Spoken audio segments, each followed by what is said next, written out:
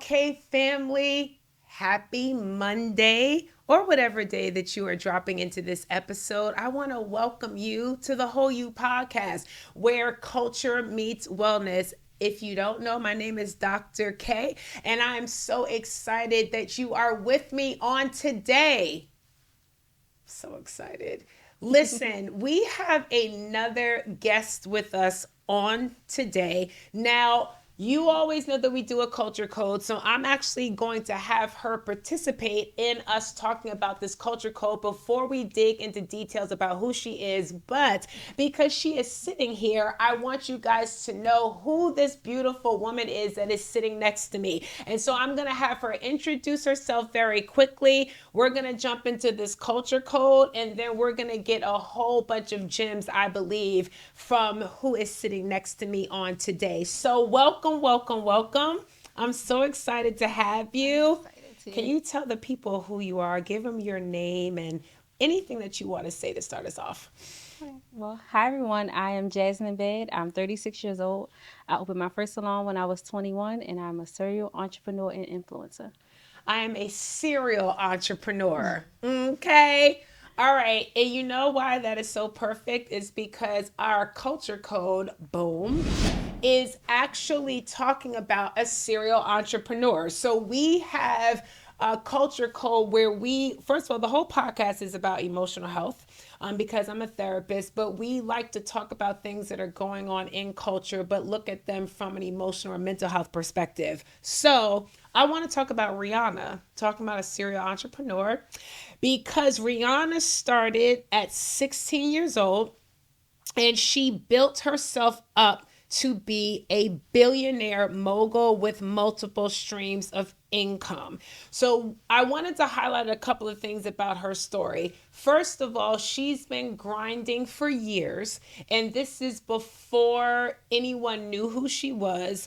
In addition to that, I love the fact that she did not allow herself to be pigeonholed, because we were introduced to Rihanna as a musician in the industry, and then she makes this entire turn into doing all of these other entrepreneurial pursuits, which is really what garnered her the billions of dollars that she has now. I don't even know if she would have ended up being a billionaire had she not gone into the other industries that she went into. But while people were like, girl, what are you doing? We just want you to sing something. She was just like, I'm not singing. I'm going over here. And now I'm rich, right? So what do you think about Rihanna and all that she has done as a serial entrepreneur? What are your thoughts?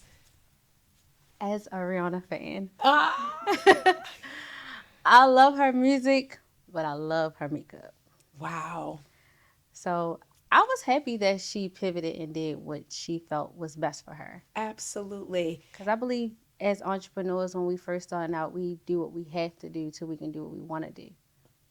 That is very important insight. And I love the fact that you use the word pivot, because we have to know when it is that it's time to take a turn.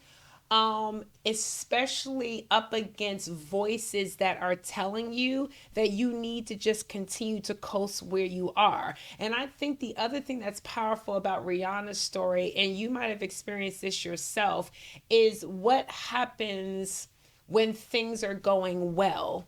Usually people are forced into a pivot because something has gone wrong, their money has dried up. But for people who are not entrepreneurial or don't have like an entrepreneurial spirit, you know that they will judge you if you start to make a change when to them it looks like there's no need for you to make a change. Is that something that you have experience with at all? Yes, that's Okay. something I've experienced, I'm going to say, my entire life. Really? Tell us more. I love my mother dearly, and I Yes. know she's going to see this. But Yes. I felt like for a long time, I'm not gonna say she wanted to control my destiny, but she always wanted to break the fall. So she would be scared for the decisions that I was making. So I told her, like, I'm gonna do what I want to do. So let me do it. Yes. And whatever happens, we deal with it after the fact. But Wow. I kind of always always make good decisions. So Yes. I feel like that's something that a lot of us entrepreneurs go through. But Yeah. you just got to drown out the noise. And You that's what I do. You I'm have to going to do what I want drown regardless. out the noise. And Jasmine said, I'm going to do what I want to do regardless. I want to highlight what you said that I thought was so powerful when you said, which is also beautiful, that your mother, some of her pushback is her trying to break the fall, like not wanting the person that you love to end up being hurt. But the reality is that I think for entrepreneurs, they're not even afraid of failure. Like that, they're fearless when it comes to that. It's like whatever happens from this risk that I'm about to take, I know that it's all going to work for my good anyway. And so sometimes the people that love us, our family members, our friends, they're trying to keep us from something that I think, Jasmine, to them looks like pain, but that's not the way that we perceive it. Does that make sense? And so there's nothing that's gonna harm you from trying. And so I think that a lot of times, if it is that they don't have that type of lens, they see failure when a lot of entrepreneurs don't even have a construct for failure. We see failure as lessons. It's a classroom. And so you're trying to prevent me from something that you would perceive as being negative, but I don't perceive it as that. I perceive it as adrenaline, excitement, like I'm starting to get bored. And I really do think, family, especially thinking about Rihanna, that it is hard for people to accept your pivot when you are doing well, because it's like, don't stop what you're doing. You're going to mess up the bag, especially if there are people that are being impacted by the bag. It's like, we don't want you to shift. Like if I'm on your payroll or I'm one of the people that's renting a booth in your, I don't want you to make a change because you're gambling now with my provision. But at the end of the day, the other thing about an entrepreneurial spirit, which I'm sure you're aware of, is that everything we do is not just about money. Like there are a lot of reasons why I'm going after this next thing. And for me, it's not just about dollars and cents. Does that make sense? Yes. Yeah. So I'm glad that Rihanna did not listen to all of her music fans. I'm glad that she went after, she is a built, I don't know if y'all understand the difference between millionaire versus a billionaire, but the fact that she was just like, I'm gonna put these songs down and I'm gonna go ahead and I'm gonna make all types of products that are gonna be sold out. I'm just grateful that she had the courage to bet on herself. So thinking about betting on yourself, we need to get into all things Jasmine Badd. So I want to let you guys know how I met this beautiful young lady that's sitting next to me. So some years ago, right before we went live, we were actually trying to calculate what year it was. We have landed around 2011, 2012, which Jasmine said at the time she was 21 years old. And the reason why that is important is because I was not 21. I was 30 something, 35, 6 something. And I went to her hair salon to get my hair done. I was looking for a hairstylist because I was relocating to the Baltimore area and I had heard about her online. And so I loved the hair that she does. So I made an appointment. Y'all, when I got to this hair salon, it was beautiful. It looked amazing aesthetically. Everything was so professional. And when I found out how old she was, I was confused. I feel like if I had known how young you were, Jasmine, I wouldn't have came. I wouldn't have came because I would have had assumed that it was gonna be a 21-year-old business person experience. But that is not, because like I'm a like a corporate woman. And so I don't want to go into some God knows I don't know what hair salon. So it matters to me the environment that I'm in, where I'm spending my money. Y'all, when I found out that this baby was 21, I said earlier that she was 2 years old. She wasn't two, she was 21. But when I tell you, when I entered into what she had built at 21, it was not something that you would think a 21-year-old would be able to build. And so I wanted Jasmine to come on the pod so that we can hear from a person that I can testify for myself has been out here doing amazing things and at such a young age. So, Jasmine, how did you start doing hair? And separate from that gift, why did you think that you could be a businesswoman at such a young age when there are people 21 that are still trying to be shampoo assistants, you know that are still like, I'll put people's perms in and put their color in, I will start the wave pattern and then turn it over. Or Jasmine, I'm gonna get a booth and somebody else's at 21. How did you get to the love of hair? You're exceptional at it. And why did you also think that you could be a businesswoman? Like, let us in to your history. So I started doing hair. I started braiding when I was about 13. And from there, hair wasn't my first love. Really? Fashion was. I'm I'm not shocked by that, Jasmine. We're not shocked. Go Yes. to her Instagram page. You will not be shocked either. Fashion was my first love. So when it was time to graduate high school, now I went to Carver Voltech, which had a cosmetology program, Yeah. which for some reason I always ended up in that classroom, even though I was not in the class. And the Wow. teacher kept saying, "Why won't you just change your trade to Cosmo? Change your trade." And I was like, "No, I don't want to do hair. I don't want to do hair. That's not what I want to do." Yeah. So my ultimate goal was to go to fashion school. Oh, But my mother, I'm her only child. yes, I So remember. she told me I couldn't move out of state. And I said, that's the only way I'm going to college is if I move out of state. Oh, And she said, I don't think you're responsible enough for that. So I said, okay, whatever. I'll just go to hair school. wow. I went to hair school. I ended up liking it. And how old were you when you first went to hair school? Okay, so I went to hair school twice. Okay. I was 18 the first time Okay. and 19 the second time. Okay. And after hair school, I graduated. I was doing hair in my mom's basement. And then I went to work at like another popular stylist in the city salon. And Uh, it just showed me what I shouldn't do. okay. I love And that. at such a young age, it showed me what not to do. So I went back to doing hair in the house. But my clientele started growing. And I was doing hair in the basement, and the steps were wooden. So I had so much traffic that one of the steps kept breaking. So we had to keep getting the steps fixed. People were coming That's from crazy, Jasmine. people were coming from New York, Delaware, Virginia, Philly, and my mother started getting nervous because she was like, "You're in the house by yourself, and these Yeah. people are coming from everywhere."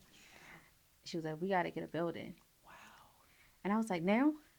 She was like, "Yes, but first you got to go take your test." So I took my test, I got my license, Yeah. and she started looking for a building. She was able to find a building that had a salon on one side, and it was a bookstore on the other I side. remember. But my mother ended up getting the bookstore side and cleaning it out and making it her dance studio. So our Mhm. businesses were in one building. Yes.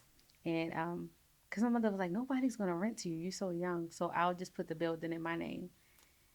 And it's so crazy because when she met the landlord told her, "How old are you? You look so young." She made my mother show her ID because she thought my mother was Really? like really really young. Wow. So that's how I got started. Um, I didn't have a lot of money when I started either. Like Really? I scraped up $1,000. Thank God it was already a salon. We just Yes. did the old stations over and bought some chairs for the time being. Yeah. And that's But how you I know, started. people creatives are creatives, period. So I often say that it doesn't matter what the landscape is for a creative. If someone is naturally a creative, they have the sight for beauty. Does that make sense? Yeah. So whatever their canvas is, whether it's makeup, whether it's fashion, whether it's hair, whether it's like aesthetically like trying to do a space. I feel like divinely born creatives, you all have an anointing to know what looks good. what matches with what. Does that make sense? And so that space was elevated so you wouldn't know that you guys hadn't spent but so much. You know what I'm saying? And I think that that's because if you have an eye for fashion, you have an eye for what looks good in a space. Would you agree with that? Yeah, I have a thing for interior decorating too. So You it do. all kind of goes hand in Do hand. you? Yeah. Okay, got you. So, how long, well, so it was years, right, that you were owning your salon. Did you have other people working in your salon? Yes. Okay, and how was that experience for you? Because now you're like a boss, you're a leader. How was the experience of people paying, I guess, booth rent to you? Um, it was a learning experience. Okay. It was kind of hard in the beginning because I'm young and Yes. then they're young too. Mm-hmm. So it's like you got to establish leadership and it it was a whirlwind. Okay. But again, a learning experience. So you had to learn as you went because at 21, I'm assuming you did not have a lot of leadership experience, right? Yeah, I didn't have a lot of leadership experience, but I don't know, I kind of knew what to do. Really? Like I always knew what to do, and that's where me and my mother kind of butt heads because I told her, you think in business you can't always go with your heart. You gotta do what the rules. The rules apply. We gotta stick to the rules. So if I I said I love wanted to that. fire somebody, she's like, you can't do that. Yes, I can. I can fire them because they're not doing what they're supposed to. Because They're they're breaking. breaking the rules, Okay, wait. Okay. Hold on a second. Y'all, this is about to send me. What I love, let me tell you another thing that happens about youthfulness is that it brings a simplicity that a lot of times the older people get, the more they try to add extra sauce into stuff that it the situation does not need. There is such a purity in you saying, we have rules.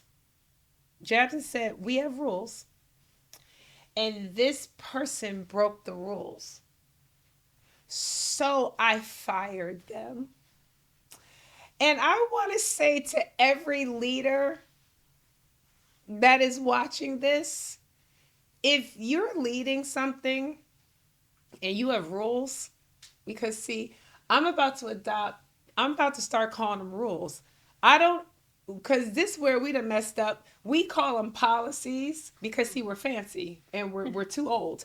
We call them policies, procedures. What else do we? Expectations. We call them all of these things. And then I think we really struggle, Jasmine, with what to do when someone breaks the rules. Now, I'm assuming, would you give them like a little bit of grace? We have this thing in lead. It's really like baseball. It's like three strikes you're out. That's not fancy either. Like you want, in corporate world they do what's called PIPs, like performance improvement plans. If someone worked for you and they broke the rules, would you extend them You get grace? 2 warnings. Okay, wait, hold on. You don't get three. You get Wait, two. wait, wait, hold on. This is the thing, Danielle. It's not just what she said, it's how she said it. Even Brandon's agreeing. I wish Kara was here. Oh God, I wish he was here. Jasmine said you get two times. That's it. That's all you get. And after that, you're gonna have to leave because you don't want to follow the rules. And especially with the industry that I'm in, we already get a bad rep. I can't That's true. play.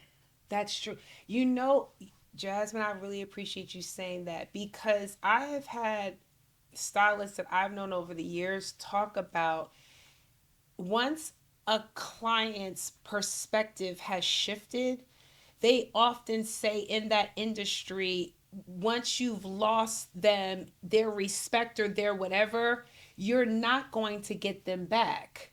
And so that's what you're saying when you're like, I can't afford for something to go left. Yeah. Because now they're playing with your money, right?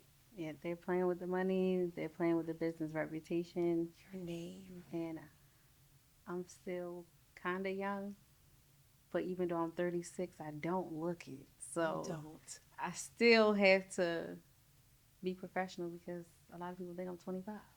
Yes, just based on that. And so you're saying just so that I have what I need to continue to even like garner respect, we cannot, we have to follow these rules. To garner respect for safety, Wow. it's it goes deeper than just respect. Cause I have I'm very direct, Okay. and I'm very direct with my team now. I fuss at them about things like keep my back door shut. I don't care if it's hot outside, cut the air on. Because technically, y'all don't pay the gas and electric bill. I do. Cut the air on. Entrepreneurship. Yeah, I'm like, just cut the air on. Because I'm like, it's a safety hazard. I think about a lot of different things that they don't think about, but it's not Yes. their job really to think about those things. Jasmine. So I'm just always trying to keep us safe.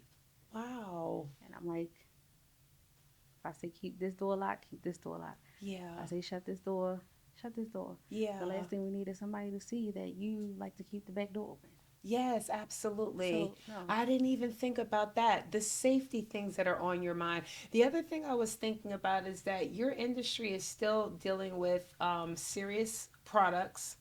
You're dealing with all types of chemicals, and that you could have someone that's working in your salon. But again, if someone ends up in a situation where they've gotten burned by chemicals or where their hair has fallen out, like we saw what happened with the allegations against that brand that was just sold, is it my Yeah. Mael, Yeah. which they said that those things were not correct, which I love their brand. I heard that their CEO is like amazing, but I'm just thinking about how serious things can get for your company, that even if it was something that a hairstylist did that is just renting from you, that can still end up impacting your name and your brand. Yeah. Yeah. So you have to keep all of that in check. Now, when you let someone go, how do you take care of that? I like to always have a verbal conversation with them. Okay. I'm very direct. Okay. So you get your two warnings, and Yes. then it's okay. At the end of the day, I'm pulling you to the side. Yeah. Okay, let's talk. I Yeah. gave you two warnings. You've Mm. done this. Yeah. I just don't think this is a good fit for you. I So love this is your that. last day. Okay. Like last day. I wish I had a hair salon so I could do last day. Because we like to give people time, which I think is not the healthiest thing because it's hard to stay in an environment. I think it just pollutes the environment. Does that make sense? Yeah. Yeah, does your stomach, I'm thinking that you're going to say no. Do you ever feel bad the night before? You know how as a leader, sometimes things will sit on you.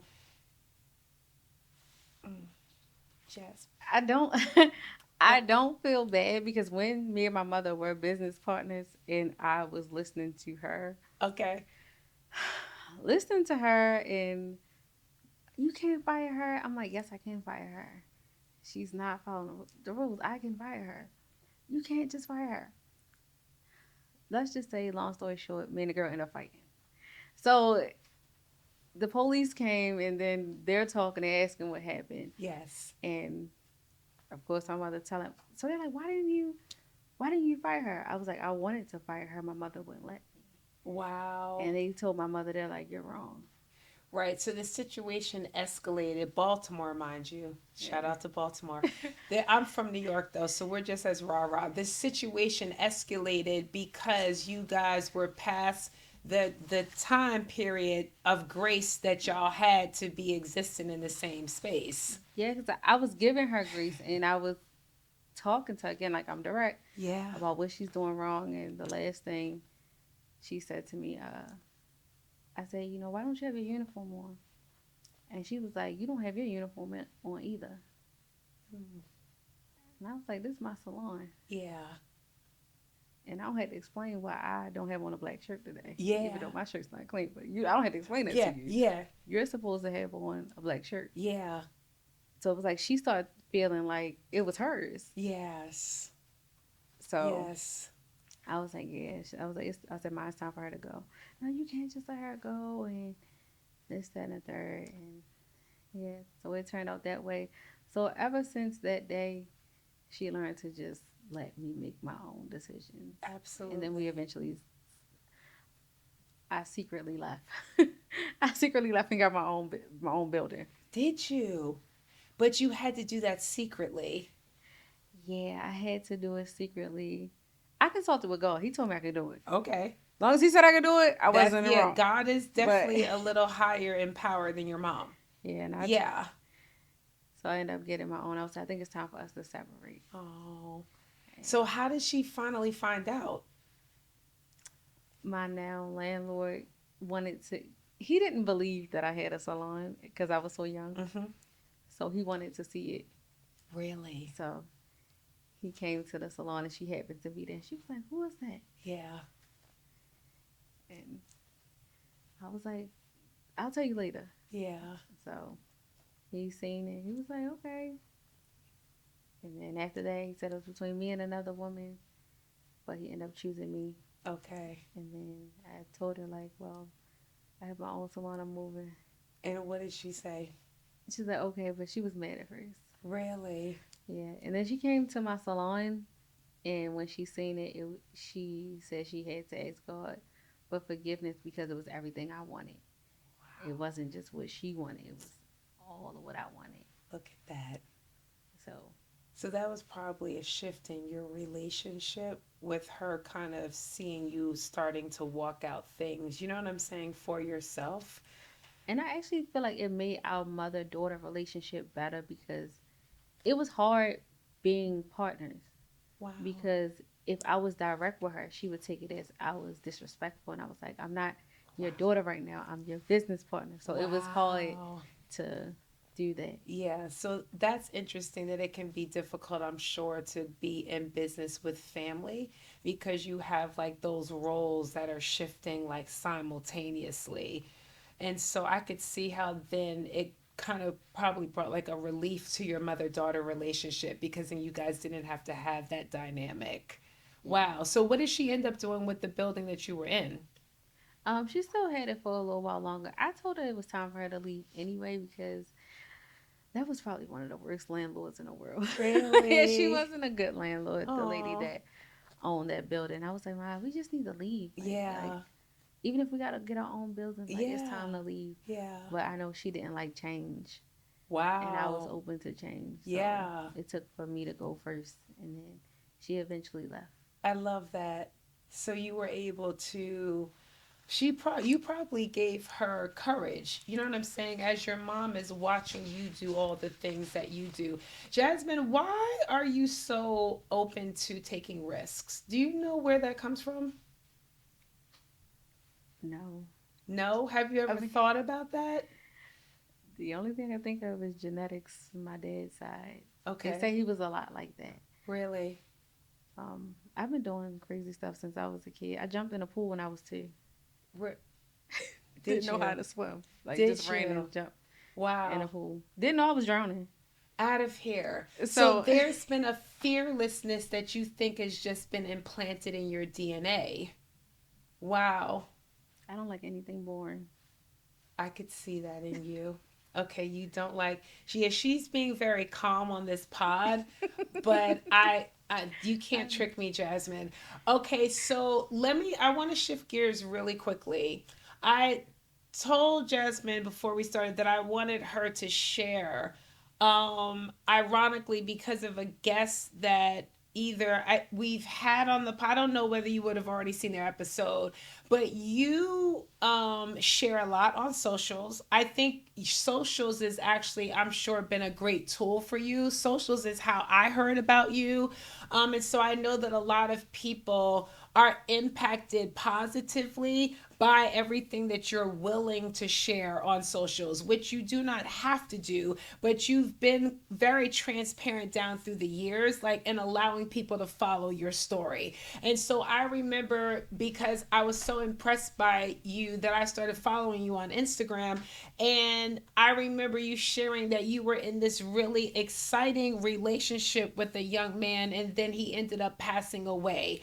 Can you share with us how you met them? And then also, can you share with us how you were able to process the enormity of, like, loving someone and then them passing away? Can you share some information with us about that?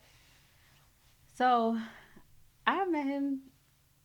Well, we kind of knew some of the same people, Uh-huh. but we didn't really know each other. Yeah. And then one day he DM'd me and said his mother wanted her hair done. And I Okay. said, okay, well, this is my number. He said, can you have it too? And that's how it started. Uh-huh. And we just started dating. I didn't think I was going to like him. Really? Like, I just thought, like, maybe it was just going to be cool. Yeah. But we spent every day. I remember. Like, every day. And what was we his went on a name date. again? His real name is Ronnie. But everybody Ronnie. call him V. Okay. Yeah. And I was shocked at how much I did like him and how fast everything was Yes, I moving. remember that. I wrote a book about it. It's called 30 Years of Love in Yes. 30 Days. Uh-huh. We only dated for 30 days, and everyone was like, 30 days. And I'm like, y'all don't understand how I felt in that 30 days. Like, it No, was give very us the scary. book title one more time. 30 Years of Love in 30 Days. 30 Years of Love in 30 Days. That is such a great title. And so you guys were like tied at the hip for 30 days. Yeah. Yeah. And I thought I was tripping. I was like, I feel like I know him longer than I did. Yeah. And one day we were in the car, and I'm just thinking that, and he was like, "Can I say something? Like, don't think I'm crazy." I'm like, "But he's like, I feel like I knew you my whole life." Wow. I was like, "I think the same. Like, I was thinking the same thing." Yeah. So, again, we both were young. Yeah. Um, How old were you at this I time? was 25. 25. Yeah, I was 25. Mm-hmm. I still had my friends. He still Uh-huh. had his friends, like Uh-huh. other people we were talking to, but we were just really connected Yeah. to each other. Um, it's crazy because I could feel something was about to happen before he died. Really? Every day I woke up, I had an anxious feeling in my chest, and I knew something bad was going to happen. Really? Wow. Um, I feel like he came in my life at a very significant time where I feel like I needed him to help build me back up. Like he didn't know what I had came from. Like I was in like a bad relationship before that. Okay. It was toxic. Wow. Like when I got out of that relationship, I didn't even think I was pretty. Really? I just was just going through the motions of every day of still getting up, still getting dressed. But Why didn't you think that, Jasmine, if you don't mind me asking? um Was the person degrading in some ways, or why do you say that when you he got was out of cheating that every relationship? 5 seconds. Okay. He So was he cheating every was 5 seconds. serially unfaithful, Yes. and that was impacting the way that you saw yourself. Yes. Okay. And every time he cheated, he was mean. And it was Mm. just a lot. Yeah. So when I met Ronnie, it was just different. He would always tell me like how pretty I was, how much he admired like my business. He Yeah. wasn't upset when I was working. Oh, you still doing hair? All right, come when you done. We're gonna go get some Alfredo. We both love shrimp Alfredo. So Uh-huh. like he never it just felt good to have somebody that wasn't intimidated by what I did Wow. and who accepted the hustle, understood it. Like, no, get the money, go do that. We'll do this Yes. later. Yes. So it was just different, and to have somebody always pumping you up, like, you that girl, like, just always. And I'm like, I am. He like, yes, you are. I So love that.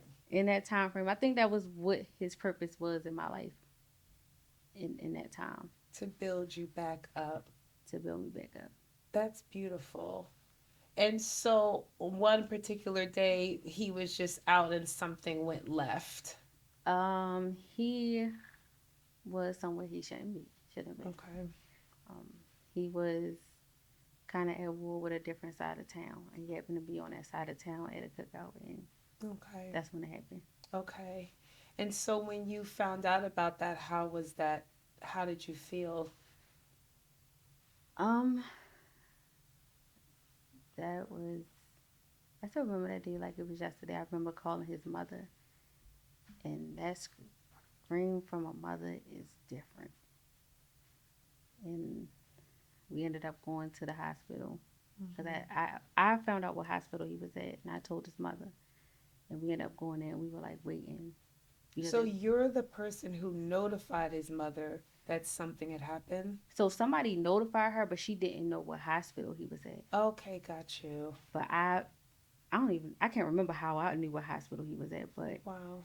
I knew what hospital he was at, and we went there, and of course everybody waiting in the waiting area till she got there, and she got to go back there, and of course everybody waiting, and they're not going to tell you anything, and then she had called my phone, and they took her out another door, Mm-hmm. and she was like, "He gone, like just leave, like, just go home." Mm. And how did you feel?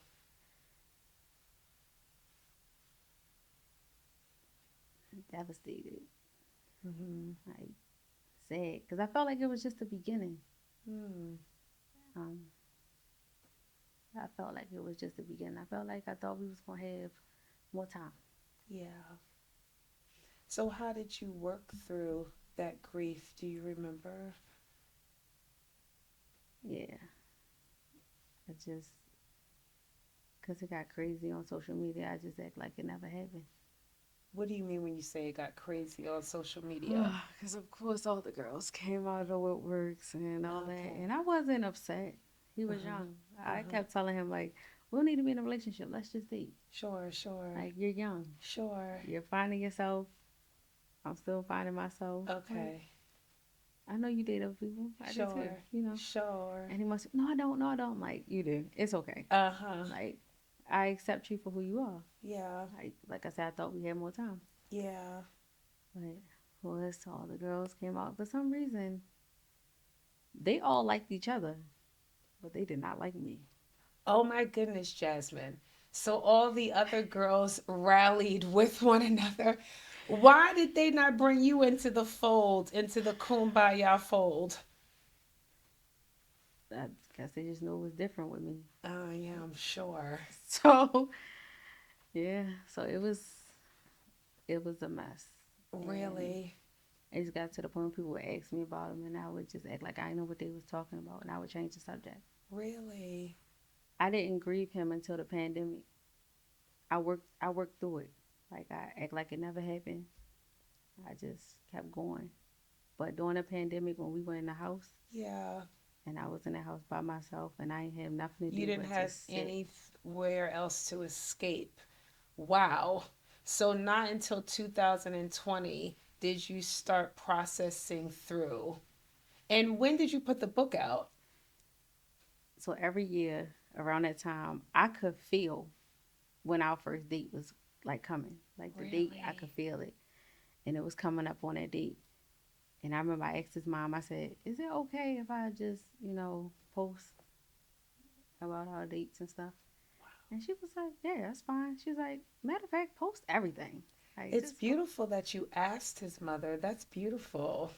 Yeah, I always want to be respectful, so I No, but I yeah, that asked was her. very thoughtful. Yeah, and she was like, "Yeah," she was like, "Post everything." And she had said something that I'll never forget. She said, "You gotta she said, "I want you to do that because you need to grieve." She was like, "You gotta let him go, or God not gonna send you your husband." Wow. So of course I bust out crying, but the day was that first date, I would post at nighttime because I felt like nobody was up, Uh-huh. and I just wanted to get it off me, get it out, just Yes. talk Yeah, about it it, was and almost like your Instagram page became like a journal, yeah, and we were able to walk through, you know what I'm saying? So you were very vulnerable in the things that you shared. Also, your words, in the caption was very beautiful. There was like a depth to them. And so that's the reason why I wanted to ask you about it, because I feel like you allowed us into like a therapeutic process for you. yeah. Yeah. It was definitely a therapeutic process, but to wake up the next morning and see how many people were like, "Oh my gosh, it's so beautiful. What happened next?" And I'm like, Yes. so every day I'm I remember. posting, I'm doing it at night every time because I'm thinking everybody's asleep. But that wasn't the case. But I remember it was a lot of activity in the comment. Like it was a whole season. And I just thought it was really powerful from a lot of different angles. Just looking about how quickly you can be connected with someone, even in a short period of time. And there was also like this sobriety that I feel like you have. Like it was interesting for me to see that your maturity didn't just lie like in the realm of business or entrepreneurship. But even when you were posting, you kind of referenced some of that when you were posting about it. And even when you articulate it now, like when you're like, no, like let's just date. There's not like this anxiousness that you have to like rush things. There is just I'm using the word like sobriety about you, Jasmine, that you're what we would call in the street not thirsty. Does that make sense? Yes. And so I don't know. I just think that when you move like that as an individual, I think what happens, Jasmine, is that those people end up being very present in the moment. if you're not if you're thirsty, it's like you're always rushing. Your mind is always on what's gonna happen, or what does this mean, or how does this connect to the next thing. And when you move like that, you end up what I call missing your life. And so I think that because you're not like that, that's how those 30 days could end up feeling like 30 years. Does that make sense? Because I feel like you are settled in what you have in front of you. And even though you have desires for the future, I think that, and I don't even think that you're aware of how settled you are. I don't think that you're all the way aware of that. But I think that over the years, it has enabled you to experience your life. Does that make sense? As opposed to being so fixated on what's next that you miss the beauty of what's going on around you. Um, I would say I'm never really fixated on like the future Yeah. in business or in dating. Hmm. Like I don't meet people and be like, oh, this one I'm gonna be with. This is we're gonna Yeah. have the house, the picket fence, the Yeah. dog. Yeah. I don't do that because I believe we meet people for a reason, and So sometimes good. they may not be around for a long time. They may be Yes.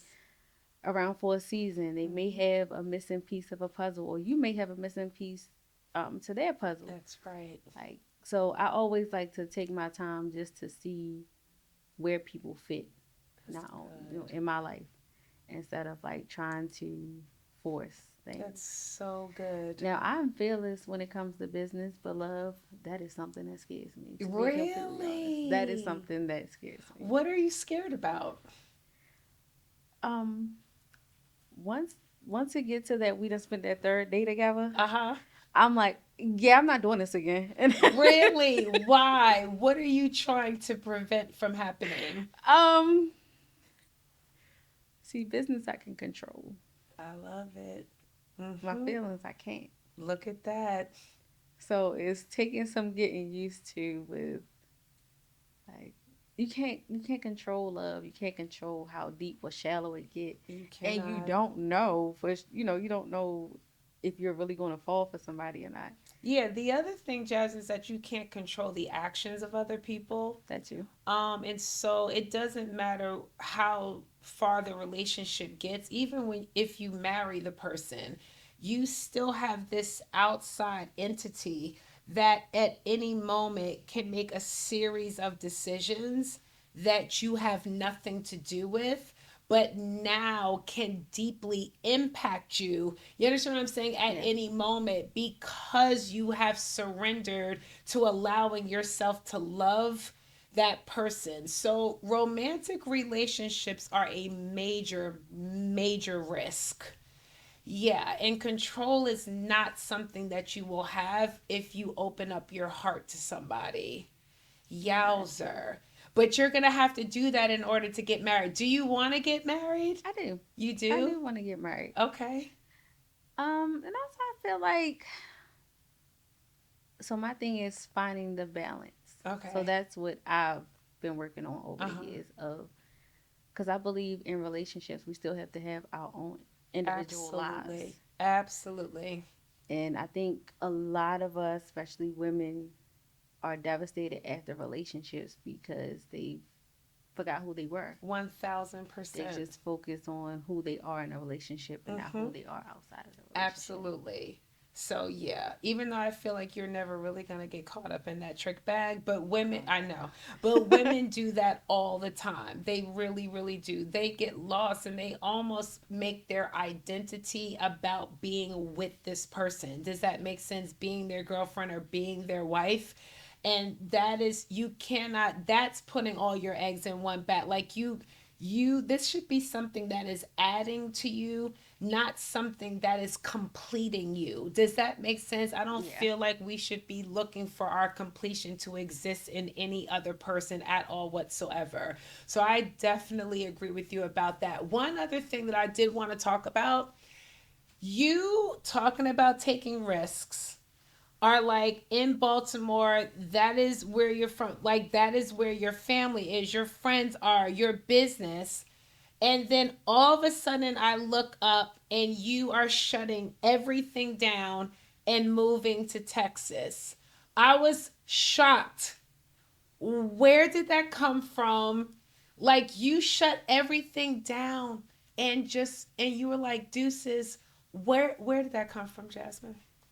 And when you were talking about Rihanna, Yeah. it reminded me of myself because people were like, "You're doing good. Like, why are you Yep. closing? Why are you?" Yep. Who does that? Why did you do that? God told me to. And when I tried to, every time I tried to keep doing hair, Yeah. something bad would happen. Really? Like little girl, I told you to stop. Really? So you feel like God told you to stop doing hair. Did God tell you to move to Texas? Did Yes. he? Jazz. Okay, so tell us this. How long of a period of time did you go not listening to God? Was it a couple of weeks, a couple of months, a Hmm. year? How long of a time period did God say something before you acted on it? I'm gonna say it was probably about a month. Oh, that's Like not I said, bad. it was because the situations were getting bad. Okay, When he so says he helped you. he's it was like he was smacking my hand every time. Like I said, stop. Like you keep touching this. Like stop. Wow. And I finally stopped, and I was like, I gotta listen. I gotta be obedient, even if it's scary, because I was doing hair for so long. I'm like, I can't see myself not doing it. But every Wow. time I try to do it, like I said, something bad happened. I would get one of the worst clients in the world, and that just wasn't my normal. Yeah. So I was like, all right, let me stop. I moved to Texas. Why Texas? Because he said Texas? That's, I visited Texas. I want to say, was it 2013? I had met a young lady through Instagram. It was like one of those games they were playing back then. Uh huh. And people could text you things they wanted to say to you. Okay. So in the midst of people sending me mean things, Uh huh. random people, Uh huh. a teenage girl sent me a message and she was just telling me how much she admired me. She lived in Texas. She was like, I'm a plus size girl, and you showed me that we can dress and we Oh. can be beautiful. Oh. And I still keep in contact with her to this day. And when I say she outdresses me and I love it, Are you yes, serious? I'm like, I love that. I was like, I just love how much like she's so confident and her style is just amazing. Like Look I at love that. that. And she actually lives in LA now. Wow. But her message really touched me and I was like, when is your prom? And she told me when her prom was and I was like, I'm gonna come to Texas. I'm gonna do your hair and your makeup for your prom. Are you serious? And when her prom came, I took me and my assistant down there and we did it. And her parents, when her father, when her father saw me, he's like, "You're a real person." I was like, "Yeah, I'm a real person." Oh my He was goodness. like, I kept telling her, like, "You sure you don't want us to book you a hair appointment?" Wow. And she was like, "No, Jasmine said she's coming. She's coming." He was like, "I didn't think you Oh, were a real person." Jasmine, that was so kind of you. She touched me, so I felt like I wanted to do something Oh my special goodness. for her. But when I went down there, I thought it was so beautiful. The people What were part so. of Texas? She was actually in Dallas, Okay. so Dallas was my first choice. Okay. But I met my realtor friend who was also a youth minister, and her Mm, father is a pastor. really? So I met her, and she was like, "I'm not a realtor in Dallas. Come to Houston and see if you I like it." remember. I'm like, And I was yeah. like, "All right." I came down there. I was like, "Oh, don't feel no different. All right, I'll come here." And I moved. I moved there. Wait, Jasmine, now let me back really quickly. What happened when you told your mother that you were moving? She actually was okay with it. I mean, she would Really? cry when she dropped me off at the airport when I would visit, Okay. which was normal to be Yeah, expected. yeah. But before then, she was just like, she was telling me when Ronnie died, she was like, I think you should move. Really? She was saying it back then. She was like, I think you should move. So when I finally decided, she was just like, okay. Yeah. So, and before I moved, my lease was actually ending, and it was just crazy. That apartment, it started raining. Like, I felt like it rained for like a week straight, and they would not fix this balcony over top of my Because balcony, God and it was wanted you to get out. right, and it So was just he start let it raining rain in on the. your head. Okay, and you had to tell your clients, like, good luck to y'all. Yeah, when I told them, I gave them options. I, I was, I know we don't want options, Jasmine, I but I know, mean, I we gave them five. appreciate that, but nobody wants that. I You know. want your hair size drastic. We want y'all to be standing there every week forever to make us look good. Okay, so you arrived in Houston, and how was it when you got there?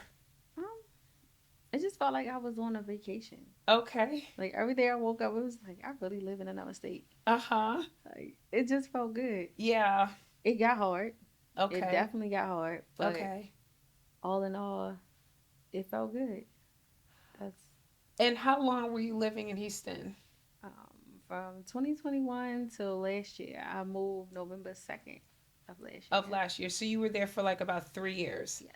Okay. Now, Jasmine, why are you back? Why are you sitting back here in Maryland? Because What my happened? assignment was over. Okay. What why do you think, because the same way that you said, like, I feel like these are the reasons why, like, I met V, like, this is why he was in my life. God was so adamant, I want you to stop and I want you to move. Why did he have you do that? And I understand seasons of moving and then coming back. So that's not something that is foreign to me at all. My husband and I lived in Georgia, and then now we're back here in Maryland. So I've actually lived that. So I know that it happens. So why do you think God had you in Texas for that period of time? I needed a season of isolation. Hmm. I needed time to just grow. Starting a business early, I feel like I kind of missed some of my social years. Hmm. So I think I just needed some time to focus on myself. I feel like I was going and going and going and going for years. I just never had a break. Wow. So going there and then I just started doing marketing. So I was like, I was working from home for a while. Really? Then I decided I didn't want to do that. Uh huh. And then I started doing hair down there. Okay. Of course, my clients in Baltimore was mad.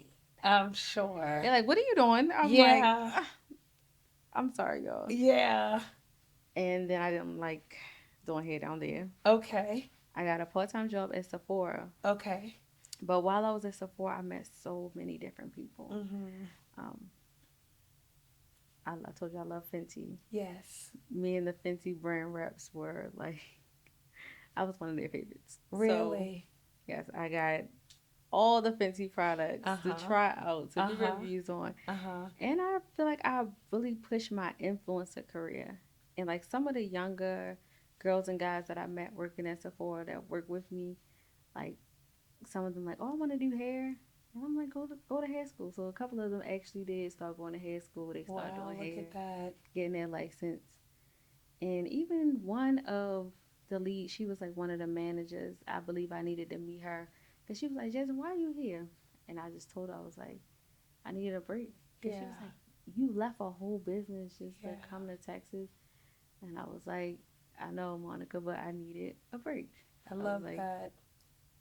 this is where I'm at. I said, I don't want to be responsible for nothing or nobody but myself right now. You know what, Jasmine? I appreciate you saying that because I think that people don't understand how much work it takes to be an entrepreneur if you're going to be a real one. I'm not talking about these fake ones. I'm talking about a real one, meaning that if I don't do this and I don't make this money, I'm not going to be able to pay my bills. So if you are doing a hobby and you have a full-time job, you're that's not entrepreneurship. Entrepreneurship is that I have to literally go out here and catch this fish in order to be able to eat. And I don't think that people realize how much of a grind that is. So not until you're just saying this now, I didn't even think about the fact that if you've been doing this at the high level that you've been doing it since 21, I didn't think about how that has impacted your life. And when you're 20, 21 years old, you're finally out of kind of like the grips of your parents. And so you're able to take your 20s to kind of be out and socialize and have different experiences. But you entered into something that was very serious, and something that required a lot of your schedule just based on the industry that you were in.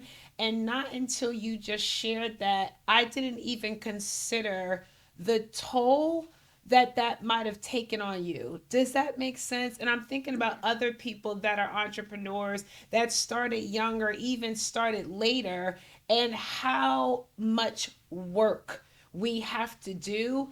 And just when you're done, the only thing you feel like doing is sleeping because you have to get up and do it. Because again, if you don't catch this fish, you're not going to eat.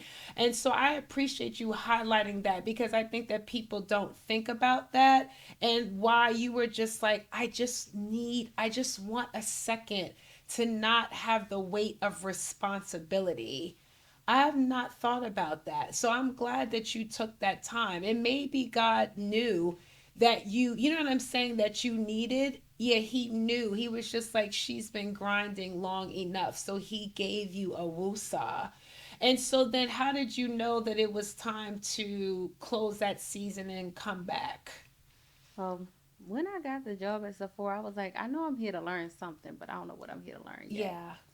So actually, they gave me new ideas on like how to structure and market my business, Okay. and then it made me want my own makeup line. And Okay. it wasn't until I went to a revival down there and the pastor told me God said start that makeup line. So I started the makeup line Okay. while I was down there. Yes. Now they would not, even though they knew I had a business, they would not let me get an entry level management position. Hmm.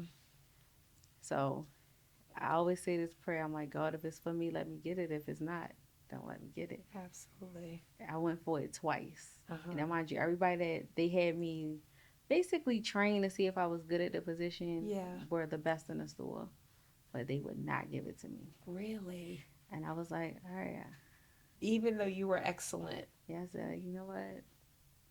I'm going back home. And Okay. then I said, God, I need a sign. Uh-huh. Should I go back home? Yeah. And my best friend called me and she told me, she said, your goddaughter is sick of you. I said, what I do? She said, I was washing her hair and I said, you need your ends clipped. And she said, well, who's going to do it?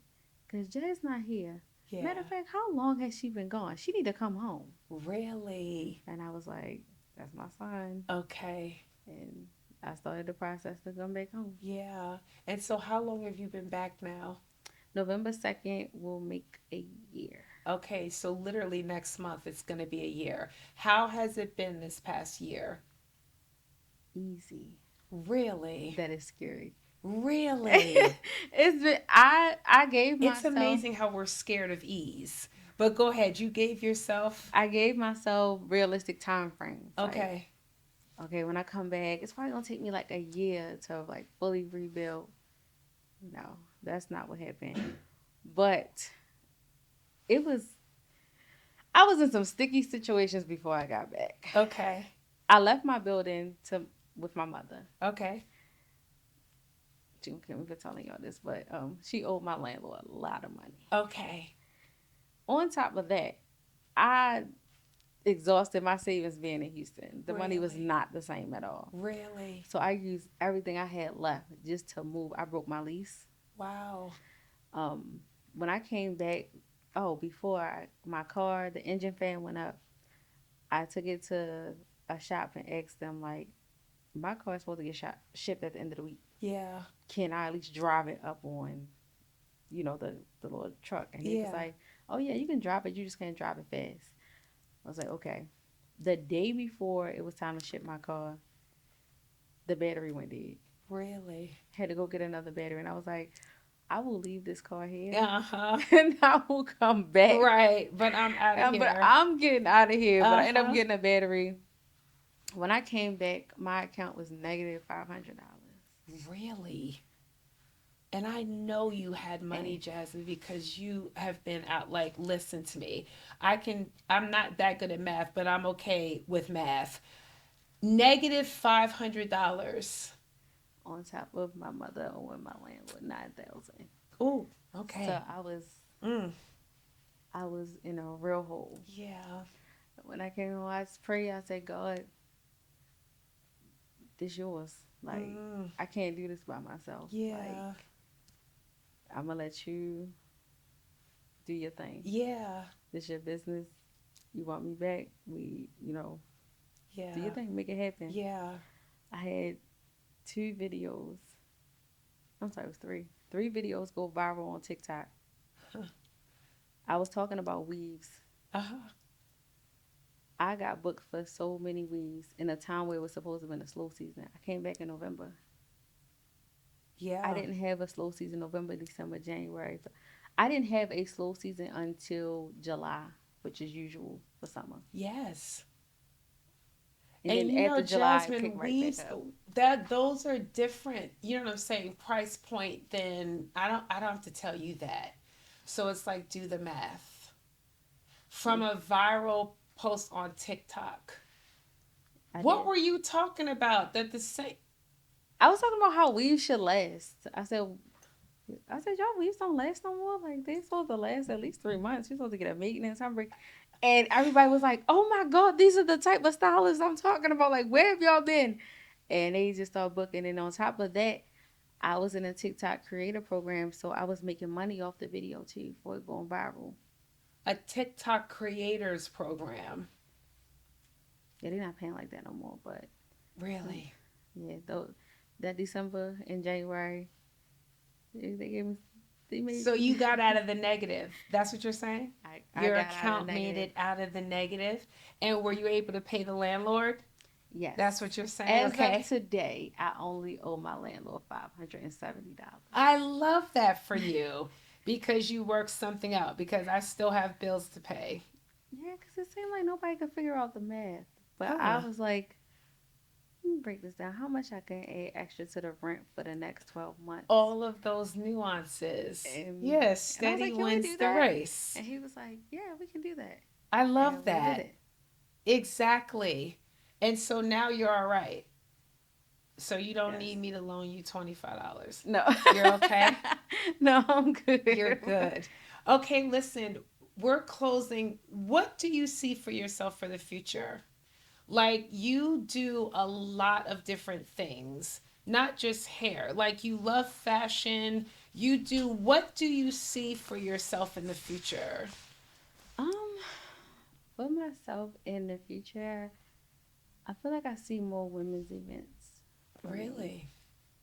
Actually, I had a brunch when I was in Houston. I said I want to get back to my I saw women's you did that. community. Yeah. Like, because I really feel like that's really my purpose. Like, I think I was gifted hair so I Yes. could reach more women. Really. So, like empowering women. Yeah, I just don't like to use that word. I feel like it's, What oh, word do you want to use? hmm,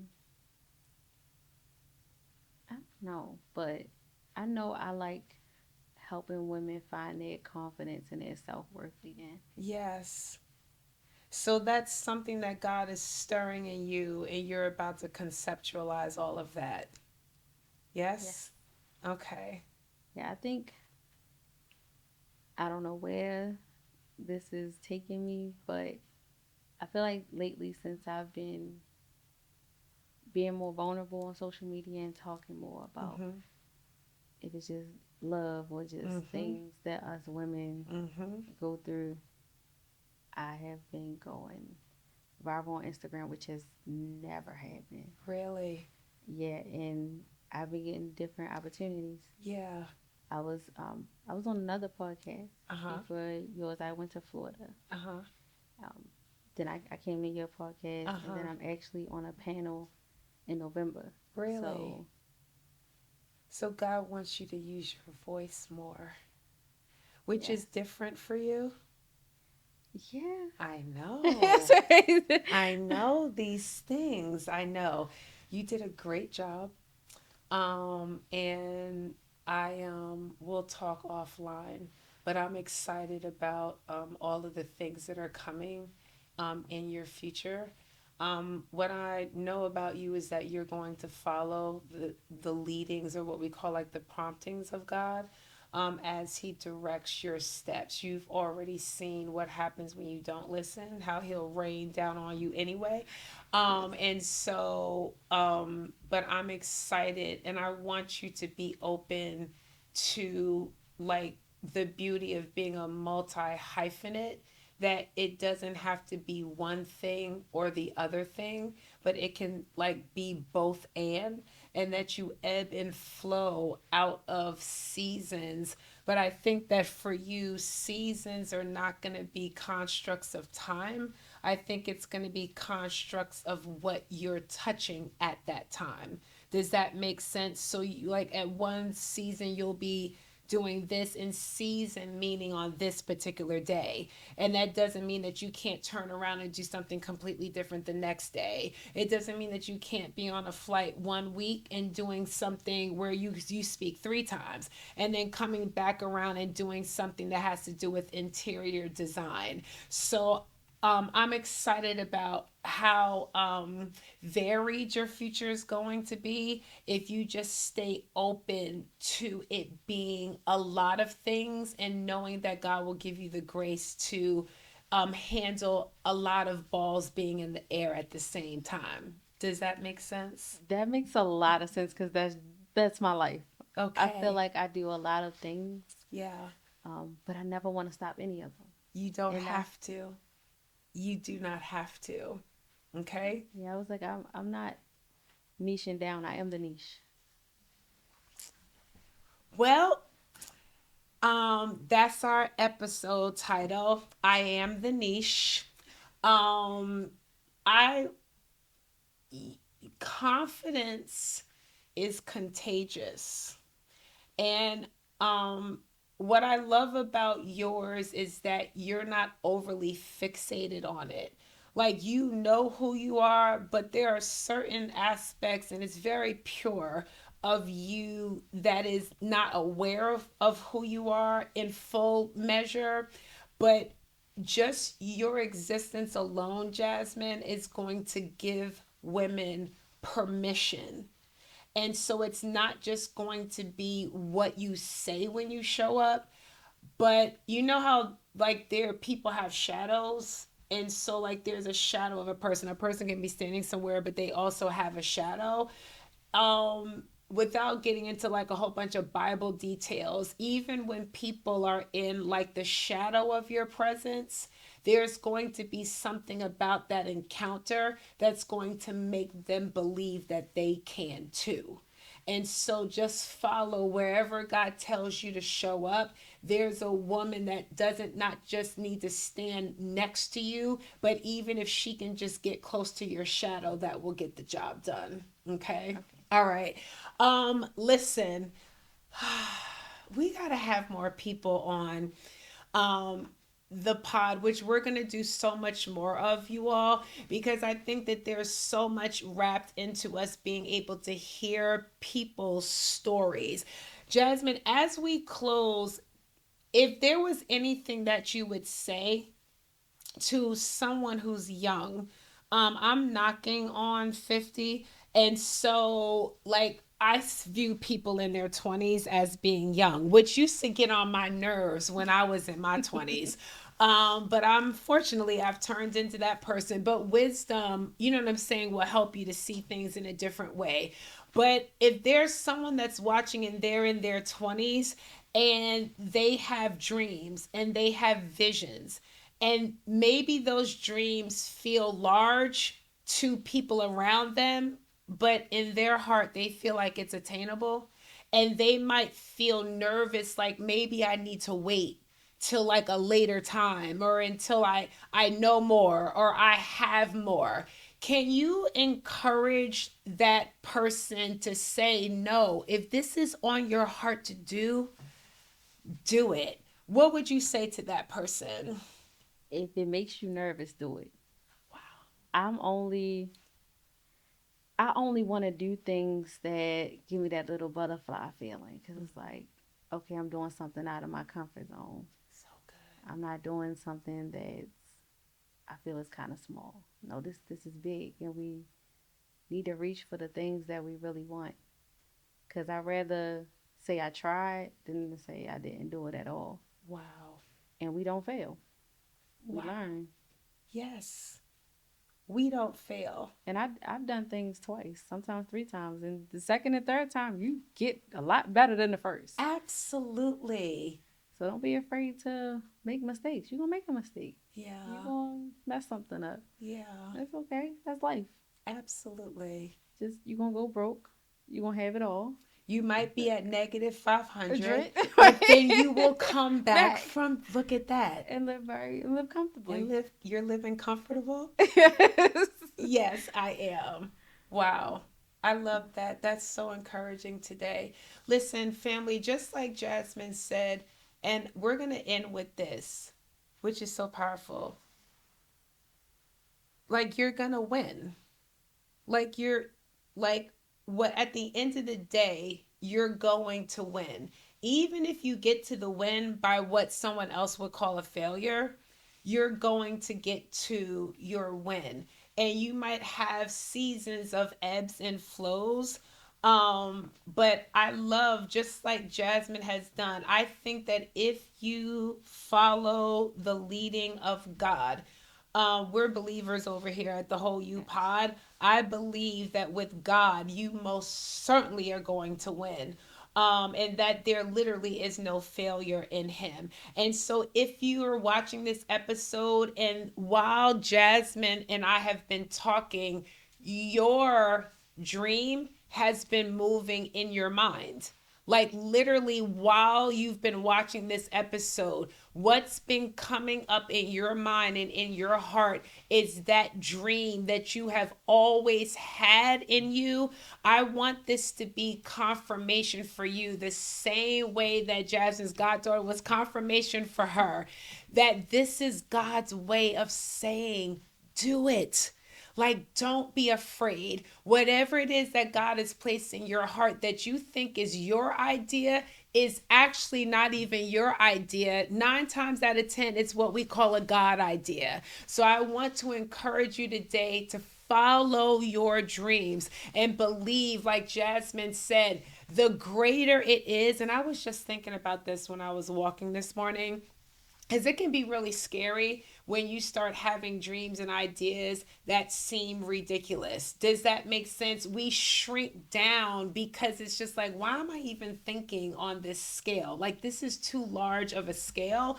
But I don't think there is such a thing as too large of a scale. And so this has even encouraged me today when Jasmine said, I don't want to do it if it doesn't give me that butterfly feeling. That butterfly feeling is the feeling you get when it is something that you can't actually do of your own accord, but you need God to sprinkle his stuff on top of it in order to make it happen or to make it multiply or to make it grow. And so listen, if it gives you butterflies, if it makes you nervous, Jasmine said, do that. So the thing that you're doing that ain't making you nervous at all whatsoever, and you can do it sleep, Jasmine and I are saying that's not the thing. We want you to do the thing that makes you a little nervous, and you may not have all the pieces to the puzzle, but Jasmine, they need to do that thing, right? They need to do that thing and don't listen to anybody, especially if they haven't constructed anything. Okay. All right. I'm just saying, Well, you can't let other people's fears talk you out of God's promises. So, Jet. Well, this is the Whole You podcast, where culture meets wellness. This is Jasmine Badd. If you are not following her, you need to do that and immediately. As soon as this is done, I want you to go over to Instagram. I want you to go to TikTok, and I want you to follow everything that she has done, is doing, and especially everything that she's about to do. Because I believe this is not the last time that you're going to hear the name Jasmine Badd. Thank you for driving down the highway and hanging out with us tonight. I appreciate it. You're so sweet. All right, family, we love you. We want you to do all the things. You already know what it is. We want you to subscribe. We want you to like. We want you to comment. Let me know what you thought about this episode. Also, as an act of faith, I dare you to put your dream topic or theme in the comment section. And when you put it in the comment section, this is how I want you to write it. I am going to blank. I want you to do it as a prophetic act so that you can go ahead and put it out there. And that we believe that when you put it out there and just you typing it, allowing light to hit it, it's going to continue to stay into the light until it's something that you're moving in, something that you're living in, something that you're walking out, and then you're going to end up seeing all the fruit of it. So again, we love you here at The Whole You. Thank you for hanging out with me, and I'm looking forward, family, to seeing you next week. You know how it is. It's every Monday. Remember, I want you to start your week with me. All right, I'll talk with you soon.